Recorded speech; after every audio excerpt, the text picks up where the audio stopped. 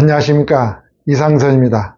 오늘은 많은 대표님들과 또 법인 컨설턴트 분들이 질문을 하고 있는 내용이 특정법인입니다. 요즘 아마 많은 분들이 컨설팅 하시는 분들이 이 특정법인에 대해서 많이들 이야기하고 다니는 것 같습니다. 그러니까 대표님들도 궁금해 하시고 또 컨설팅 하시는 우리 법인 컨설턴트 분들도 이제 궁금해하는 내용이 많은 것 같습니다. 제가 매월 이렇게 호텔에서 대표님들 모셔놓고 세미나를 하고 있습니다. 자산 승계 절세 전략이라든지 가압 승계 또는 구조 변화를 통한 자산 승계 절세 전략에 대해서 세미나를 하고 있는데요. 많은 대표님들이 매월 이제 호응을 많이 해주고 계십니다.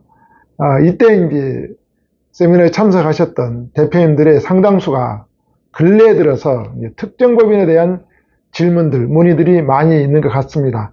그래서 특정 법인을 하면 세금이 많이 줄어든다는데, 또는 특정 법인을 하면 초과 배당이 가능하다던데, 또 특정 법인을 활용하면 가수금을 통해서 자녀 법인의 자산을 증식시킬 수 있다고 하던데, 이런 내용이 어떻게 된 거냐라는 내용에 대해서 질문들이 많은 것 같습니다. 2월부터 매주 화, 수, 목, 금 오전에 2시간씩 이제 강의를 매일 하고 있습니다. 거의 매일. 그러니 12강짜리로 이제 강의를 하고 있는데요. 그 12강 동안 이제 법인 컨설팅 이제 마스터 과정이라는 과정을 하고 있습니다.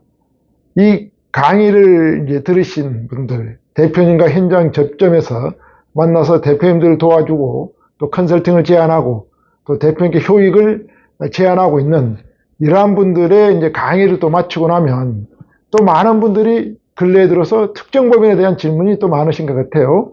특정 법인을 통해서 저가 감자를 하면 효과가 크다. 또 저가 또 고가에 대한 또 유상 감자를 진행을 하면 가압 승계 비용이 상당히 절세가 많이 된다고 하던데 그 내용의 실체에 대해서 궁금해하는 것 같습니다. 그래서 제가 오늘은 이 특정법인에 대해서 총정리를 좀 한번 드려봐야 되겠다 생각을 했습니다. 그래서 특정법인에 대해서 좀 말씀드리도록 하겠습니다.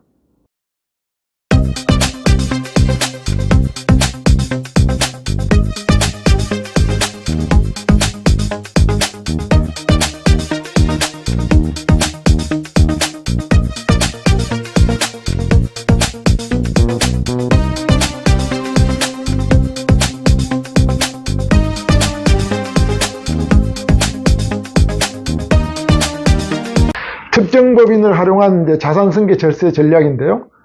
특정법인을 활용하면 이제 큰 키워드, 컨설팅 키워드는 가수금, 부동산 증여도 가능하고요. 또 초과배당, 또는 이제 저가 감자, 또 저가 증자, 이런 걸 통해서 승계 작업을 하는데 원활하게 효과적으로 할 수 있는 것 중에 하나가 특정법인을 활용하라라는 이런 내용들을 이제 많이들 하시는데요. 이 특정법인을 활용한 자산승계 절세 전략이 어떠한 방식으로 진행되는지에 대해서 한번 정리를 해보도록 하겠습니다.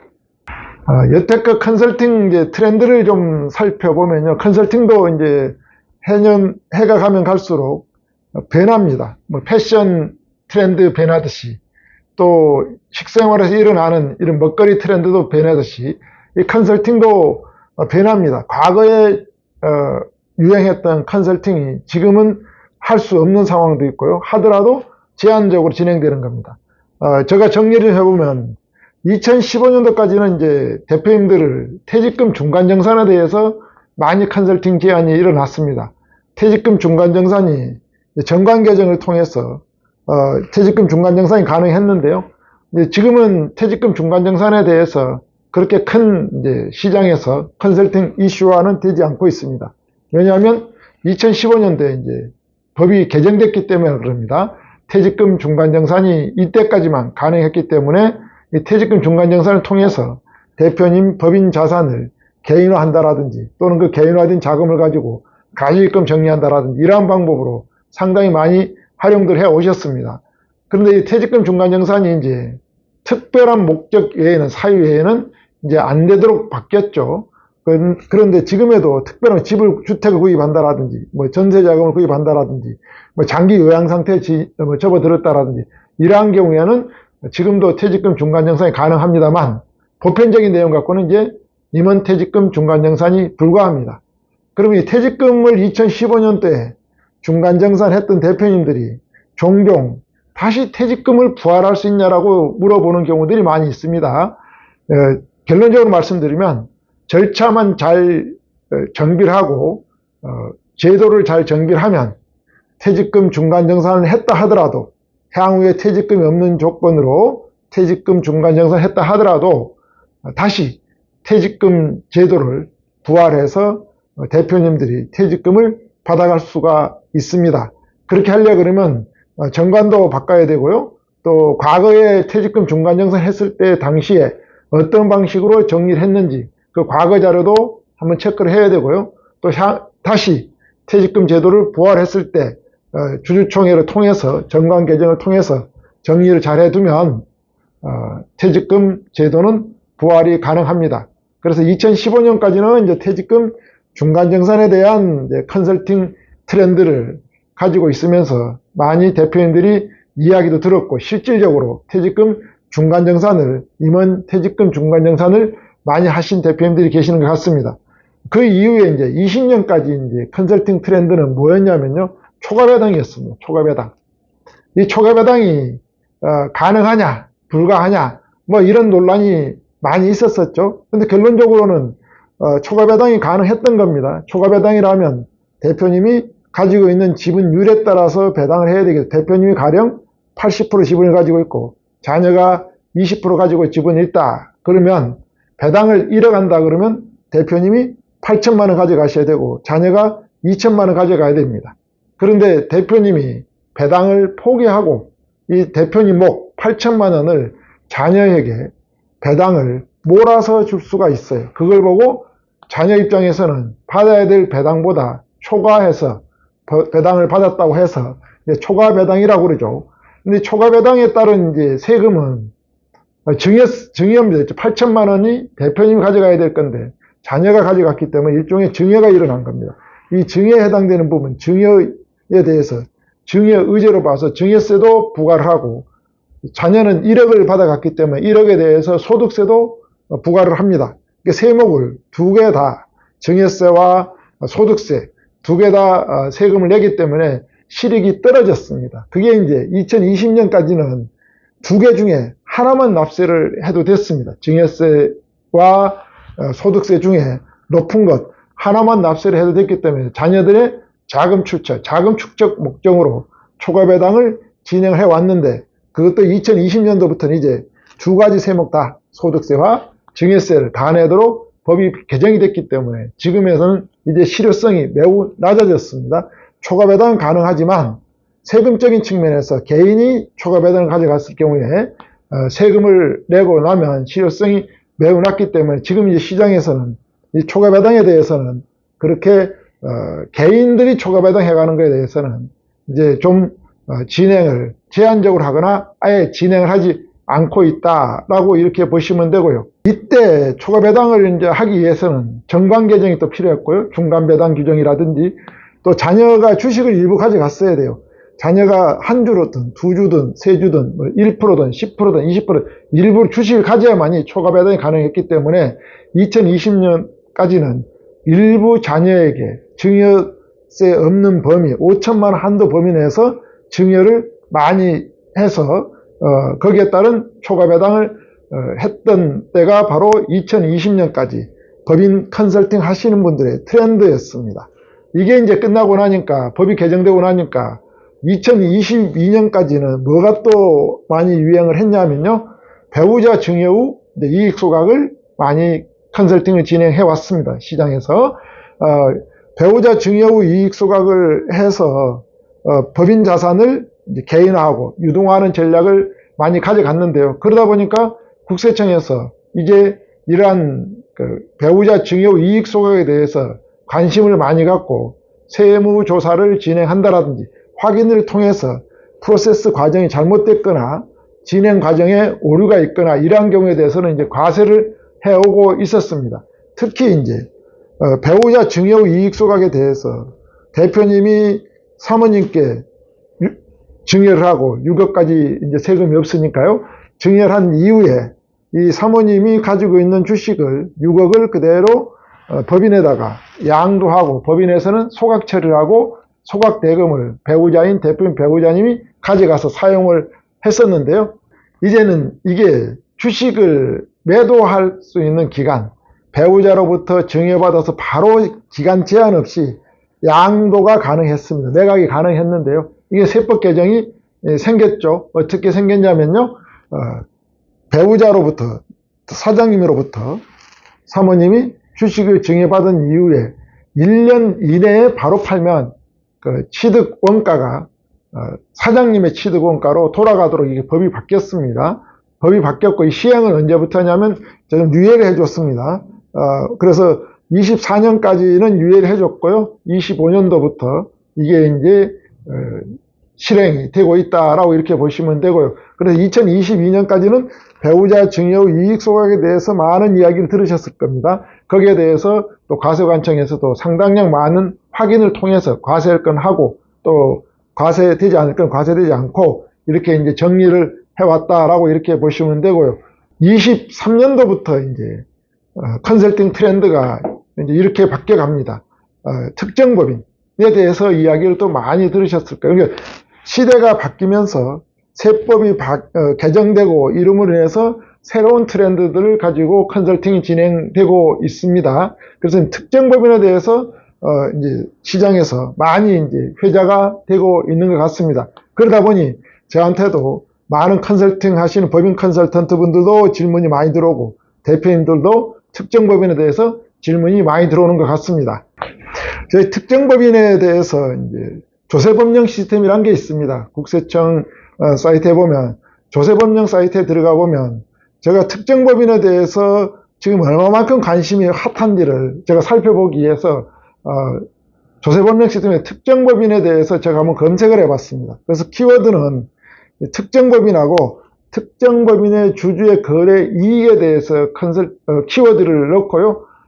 검색을 해서 제가 어디까지 검색을 했냐면 이제 질의의 신이라든지 전체 다 한 겁니다. 국세청 답변이라든지 기획재정부 답변이라든지 또는 이제 법제처 답변이라든지 또 조세심판원 결정례까지 다 전체 이제 질의 생산 기관을 전체적으로 다 제가 필터링해서 검색을 한번 해봤더니요. 현재 지금 특정 법인에 대한 이슈가 많은 관심을 받고 있기 때문에 질의의 신도 엄청나게 많이 들어가고 있고요. 전체적으로 현재 188건이 최근에 이렇게 질의의 신, 또 사전 답변, 또는 이제 이런 내용들이 국세청에서 이렇게 답변 또는 질의의 신을 통해서 또는 뭐 기획재정부라든지 법제처에서 이렇게 여기에 대한 답변을 내놓고 있습니다. 그만큼 대표님들의 요즘 자주 듣는 소리가 특정 법인이다 라고 이렇게 보시면 될 것 같습니다. 그럼 과연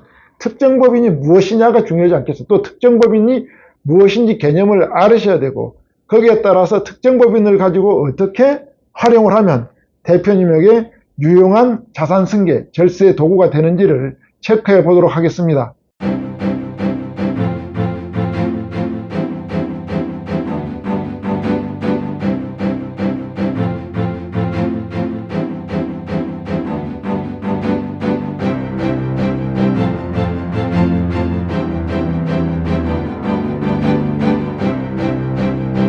특정법인이라 하면은요, 특정법인은 이제 어디서 사용하는 용어냐면요, 상속세 및 증여세법에 특정법인이라는 용어가 등장합니다.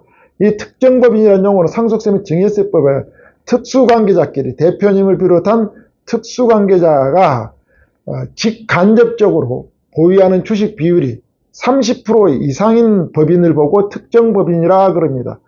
예를 들면 대표님 이제 아들이 주식을 100% 갖고 있는 법인도 특정 법인이 되고요. 대표님 아들과 며느리 손자 2명 각각 25%씩 해서 100%씩 주식을 가지고 있는 법인도 30%를 초과하니까 특수관계자가 특정법인이 되고요. 또 주주가 아들 50%, 딸 50%인 경우도 대표님 기준으로 봐서 특수관계자 지분이 30% 넘어가니까 그 법인을 보고 특정법인이라 그럽니다. 다르게 표현하면, 쉽게 표현하면 특정법인이라면 30% 이상 주식을 가진 주인이 대표님과 특수관계 사이에 있는 분들로 구성된 법인을 보고 특정법인이다 라고 이렇게 보시면 되고, 이게 상속세의 증여세법에 정의하는 특정법인입니다. 쉽게 표현하면 손자녀 법인이라고 봐도 무방할 것 같습니다. 그럼 이 특정법인은 상속세 및 증여세법에 이제 나와 있는데요. 특정법인하고 이제 특수관계자, 대표님 또는 대표님 사모님 등 특수관계자가 이 특정법인하고 거래를 하게 되면 세금이 나오게 됩니다. 이 특정법인과 거래를 통해서 세금을 부과하는 기준이 있는데요. 이 특정법인에게 이익을 주는 경우, 어떤 이익이냐 하면요, 시가보다 낮은 가격으로 거래를 하거나 또는 높은 가격으로 거래를 했을 경우에 분여된 이익이 있는 경우에 그 이익분에 대해서 증여세를 부과하도록 이렇게 되어 있는 게 특정법인과 거래를 통한 증여의제라고 합니다. 그러면 이런 특정법인과 증여의제를 좀 살펴보면은요, 좀 전에 제가 말씀드린 대로 이 특정법인은 특수관계자들이 보유하고 있는 주식 비율이 30% 이상인 법인을 보고 특정법인이라고 그래요. 이 특정법인과 지배주 특수관계가 있는 사람이 다음 각 호에 따른 거래를 하는 경우에는 거래한 날을 증여일로 보아서 증여의제로 봐서 과세를 한다는 내용인데, 이 특수관계인은 대표님이라든지 사모님이라든지 등 이런 분들이 이 특정법인, 자녀, 손자녀 법인과 거래를 한 경우에 거래 이익이 분여된 경우에 이제 증여세를 부과한다는 내용인데, 그 거래 항목이 있습니다. 모든 거래에 대해서 다 과세되는 건 아니고요. 이 세법은 열거주의로 나열을 해놨습니다. 각 항목을. 첫 번째로는 재산, 용역을 무상으로 줬을 때, 재산이라든지 뭐 서비스 용역을 무상으로 제공했을 경우에도 이러한 거래가 일어났을 때 이익이 분여된 경우에 주주 증여세를 부과를 하고요. 두 번째 항목은 무엇이냐면요, 재산 또는 용역을 무상이 아닌 낮은 대가로 제공했을 경우. 세 번째로는 높은 대가로 제공함으로 인해서 분여된 이익이 있는 경우. 네 번째로는요, 채무를 면제해 준 경우. 받아야 될 부채를, 법인으로부터 받아야 될 부채를 이제 특수관계자가 안 받고 면제해 준 경우. 이때도 이익이 분여될 수가 있거든요. 다섯 번째로는 낮은 가액으로 현물 출자를 하는 거예요. 부동산이라든지 현금을 출자하는 경우, 대부분 뭐 현물 출자라는 부동산이 주로 해당이 됩니다. 이 부동산 100억짜리 감정가액을 법인에다가 출자하면서 뭐 예를 들면 50억에 시가로 하지 않고 공시지가로 50억에 출자를 했다. 이런 경우에 100억짜리를 50억에 넣어줬기 때문에 50억에 대한 이익이 이제 분여가 된 거죠, 법인에. 이런 경우에도 이제 증여의제로 봐서 과세를 한다. 그래서 이 5가지 항목이 있습니다. 무상 제공, 재산 용역을 무상 제공하거나 낮은 대가로 제공하거나 높은 대가로 제공하거나 또는 채무를 면제해 주거나 낮은 가액으로 현물 출자를 해서 이 이익이 이제 분여됐을 경우에 이때는 주주나 손자녀들이 이제 주주인 경우에 이 분여된 이익에 대해서 증여세가 과세가 된다. 그럼 이때 이제 상속세 및 증여세법에서는 각 호를 규정한 거래에 한해서 이제 이렇게 증여의제로 봐서 과세하도록 되어 있다라고 이렇게 보시면 될 것 같습니다. 열거가 되어 있다라고 이렇게 보시면 되고요. 여기서 이제 무조건 과세되는 게 아니라 허용해주고 있는 한도가 있습니다. 증여의제 이익이 1억 원 이상인 경우에만 이제 한해서 증여의제로 봐서 과세한다. 그래서 증여 주주들이 각각의 주주, 손자녀의 주주가 특정 법인의 손자녀의 주주들이 이익 보는 게 거래 분여된 이익이 1억 원 미만인 경우는 증여세가 나오지 않습니다. 그래서 컨설팅 핵심 내용들은 1억이 미만이 되도록 구조를 짜서 거래를 시키는 경우들이 많이 있습니다. 이 특정 법인을 하면 이제 대표님들이 적용해야 될 5가지 이제 크게 보면 요약할 수 있을 것 같습니다. 이 5가지를 이제 요약하는데요. 첫 번째 이제 플랜은 가수금 플랜, 많이 들어보셨을 겁니다. 이 가수금 플랜을 활용할 수가 있어요. 그래서 이 가수금은 자녀 법인의 대표님 또는 대표님 특수관계자가 무상으로 빌려주는 걸 보고 가수금이라고 해요. 무상으로 대해주는 걸 보고 가수금이라는 거예요. 법인의 입장에서는 이걸 보고 가수금으로 정리를 하고, 특수관계자로부터 가져온 돈을 보고 이제 법인에서는 가수금, 재무상태 가수금이라고 흔히들 이야기합니다. 이런 이제 가수금이 빌려줄 수가 있는데요. 무상 대해주는 거예요. 이걸 이자 없이 무이자로 해줄 수 있는 금액이 21억 정도 가능합니다. 그 내용은 뒤에서 좀 설명을 드릴 거고요. 또는 두 번째 이제 플랜은 특정 법인을 활용하면 이제 개인 부동산을, 대표님 개인 부동산을 자녀 법인, 특정 법인에 증여해 줄 때 효과적으로 정리가 가능합니다. 이때 자녀들이 내야 될 증여세가 상당히 이제 줄어드는 이런 이제 플랜을 진행할 수가 있고요. 세 번째로는 이제 초과 배당을 이제 해볼 수가 있습니다. 이때 초과 배당을 하면 이제 승계 비용이 상당히 절감되고요. 증여세도 절감되는 이런 효과가 있습니다. 네 번째로는 이제 저가로 유상 감자를 해볼 수가 있습니다. 이때는 이제 승계 비용이 상당량 절감이 되고요. 다섯 번째로는 이제 저가 유상 증자를 또 해볼 수가 있습니다. 특정 법인을 활용해서요. 이때도 가압승계 비용이 상당량 절감이 된다라는 이런 특징이 있습니다. 그러나 지금 플랜 1 가수금 플랜, 플랜 두 번째 개인 부동산 증여 플랜, 세 번째 플랜인 초과배당 플랜은요, 적용 대상 기업이 거의 다라고 보시면 돼요. 폭넓게 적용할 수가 있고요. 대표자가 거의 대부분 다 이 플랜은 적용이 가능합니다. 또 플랜 3개 중에 가수금 플랜이라든지 부동산 증여 플랜이라든지 초과배당 플랜을 이걸 복합적으로 연결해서 하면은 효과가 더욱더 커진다. 그래서 하나만 전략을 플랜 1만 가져가는 게 아니라 1에다가 뭐 이렇게 믹스를 해서 가져가면 상당히 효과는 커진다라고 보시면 되고요. 여기 저가 유상 감자, 저가 유상 증자 플랜 같은 경우는 적용 대상 기업이 상당히 제한적입니다. 제한적이고 상법과 민법, 조세법 등 검토 항목이 되게 많습니다. 이렇게 간단하게 정리할 수 있는 컨설팅 플랜이 아니고요. 절차의 복잡성도 상존해 있고요. 이걸 이제 잘 처리하시면 승계 비용이 대폭적으로 줄어듭니다. 그러니까 효과가 상당히 크다. 근데 이거는 대상자가 많지 않고 대표님 상황이라든지 기업의 상황과 법적 절차를 잘 검토를 하셔서 진행을 하셔야 된다라고 이렇게 보시면 될 것 같습니다.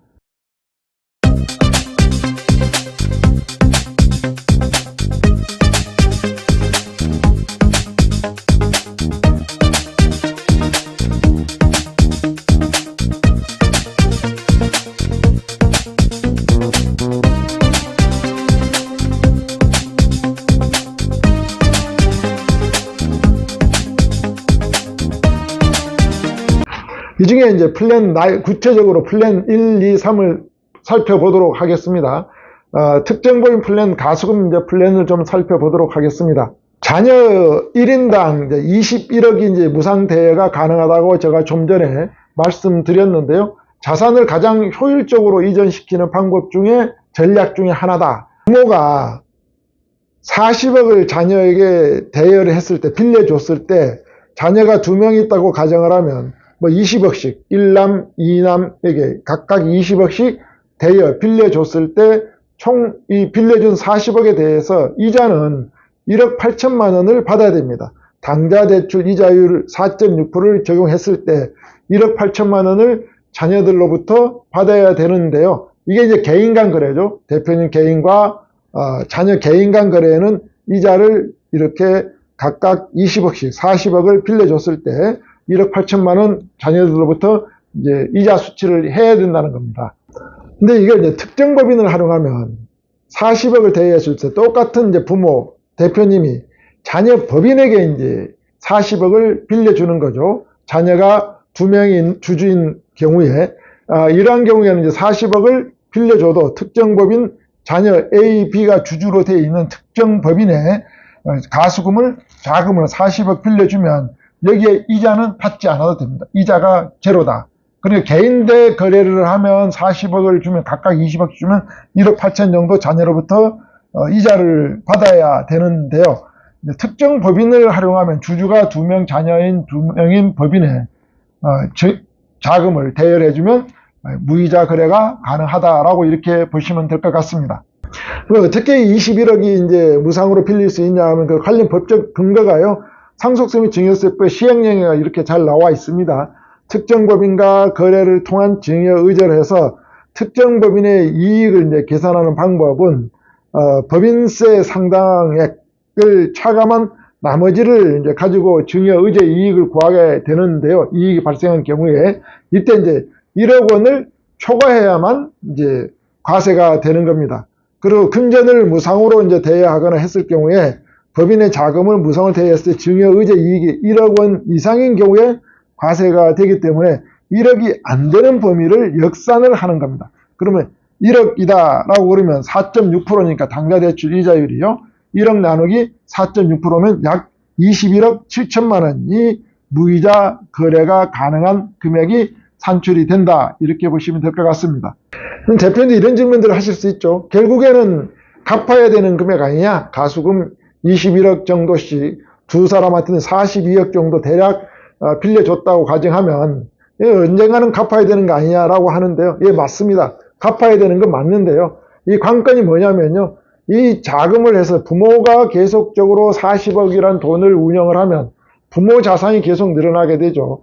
또 부모 소득이 계속 발생되게 되면 부모들이 자산이 늘어나면 상속세가 증가하는 거고요. 또 소득세도 부모들이 계속 납세하고 세금 유출 현상이 많이 발생이 되는 거죠. 그런데 부모는 40억 원금을 스톱을 시켜놓고 늘어나는 이 부분은 특정 법인, 자녀 법인에서 증가가 되고 있기 때문에 이 자녀 법인이 대주주인 자녀들로 구성되어 있기 때문에 곧 법인에서 법인으로 이익을 증가시켜줌으로 해서 자녀들이 소득원을 만들어갈 수 있는 그러한 장점이 있습니다. 그래서 이런 자녀 법인을 키우는데 활용을 할 수 있고요. 결국 부모 돈 가지고 또 자녀가 사업할 마음이 없다고 가정하면 특정 법인으로 부동산을 구매해서 부동산 법인을 가져갈 수도 있고요. 또 그 특정 법인에서 금융 투자를 할 수 있겠죠. 채권 투자라든지 주식 투자라든지 이런 걸 해서 금융 투자 법인을 활용해서 자녀의 자산을 축적하는 프로세스를 구축할 수 있다라고 보시면 되고요. 이 가수금 플랜을 활용한 예시를 좀 보도록 하겠습니다. 부동산 법인을 설립을 해서 활용을 하는 건데요. 가수금을 이제 40억을 자녀가 둘이 있다는 가정하에 50대 50%를 자녀 특정 법인을 설립을 해서요. 여기서 아버지 현금성 자산이 40억이 넣어주는 거죠. 40억을 넣어주게 되면 이 자녀 법인에서 40억짜리 이제 부동산을 취득할 수가 있다는 겁니다. 이때 이제 임대소득이 나오겠죠. 40억짜리 건물을 구입했을 경우에 보편적으로 임대 수입은 뭐 연 2에서 5% 정도 이제 수익률이 발생을 하고 있으니까요. 이제 이 임대 수입은 그대로 자녀 특정 법인에서 가져가는 거고요. 대표님은 자산은 증가하지 않고 눌러주고 있는 효과가 있고요. 자산 가치가 또 상승하겠죠. 지금 40억에 취득했다 그러면 미래에 이게 뭐 40억이 될 수도 있고 45억이 될 수도 47억이 될 수도 있는데요. 부동산 가치가 10년 뒤가 되면 약 53억 7천 정도가 부동산 가치가 되니까요. 13억 7천이 부동산 차익이 발생되는 거죠. 이 차익은 특정 법인, 곧 자녀가 주주인 법인에서 가져가니까 상당히 자녀들이 자산 축적하는데 도움이 많이 된다라고 이렇게 보시면 될 것 같습니다. 특정 법인으로부터 이제 자녀는 뭐 근로를 할 수 있으면 근로소득을 가져가면 되는 거고요. 근로를 할 수 없는, 근무를 할 수 없는 상황이라면 배당소득으로 이제 가져갈 수가 있겠죠. 그래서 자녀 자산 축적용이고요. 특정 법인의 자산 가치 상승 부분은 자녀 법인의 성장에 도움이 된다. 그리고 이 자녀 법인이 성장을 하면 또 부모 법인이라든지 부모 자산을 받아오는데 재원으로 활용 가능하니까 자산 승계 속도를 빠르게 갈 수도 있다라고 이렇게 보시면 될 것 같습니다. 그러니까 이제 결국은 가수금 40억을 갚아야 되는 거 아니냐 그런 근본적인 질문들을 많이 하시는데요. 그렇다 그러면 부모가 40을 그대로 가지고 있었다면 어떻게 될까요?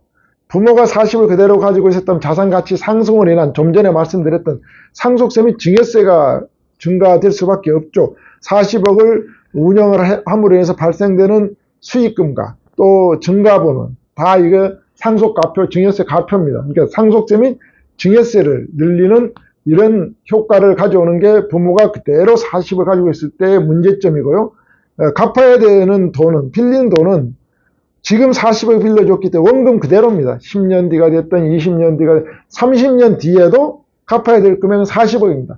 그리고 인플레이션이 생기고 이 40억이 지금 40억은 큰 돈이 되지만 미래에 30년 뒤에는 40억이 그렇게 지금과 비교해서 가치가 많이 떨어집니다. 그래서 자산의 가치 상승을 고려한다면 상속세 부담도 줄여주는 효과가 발생을 한다. 그래서 자산의 가치 상승을 고려할 때 무조건 빨리 하는 것이 유리합니다. 가수금을 플랜을 적용해야 될 이제 대표님들은 현금성 자산이 있는 대표님이 가능합니다. 현금성 자산이 없는 대표님이라 그러면 가수금 플랜을 하는 데는 제한이 된다라고 그렇게 보시면 되고요. 지금 만일에 대표님 개인 자산을 활용해서 투자를 하고 있다라든지 그러한 경우에는 그 투자하고 있는 돈을 회수를 해서 특정 법인에 가수금으로 넣어주는 형태를 가져가야 되고요. 이렇게 가야 될 경우는 본인 명의의 사업을 운영하고 싶은 자녀가 있는 경우도 있거든요. 또 자녀 명의의 자산을 만들어주고 싶은 대표님에 대한 이런 니즈가 있으시다 그러면 가수금 플랜을 활용해서 특정 법인에 넣어줌으로 인해서 특정 법인의 자산을 증식시키고 대표님 자산은 스톱시켜 놓고 이러한 이제 플랜을 가져가면 승계할 때 상당히 효과적이다라고 보시면 될 것 같습니다. 특정 법인을 활용한 이제 플랜 두 번째 플랜은 이제 개인 부동산을 증여하는 플랜을 말씀드릴 수 있을 것 같습니다. 이 내용에 대해서는 이제 다음 파트에서 제가 영상을 올리도록 하겠습니다.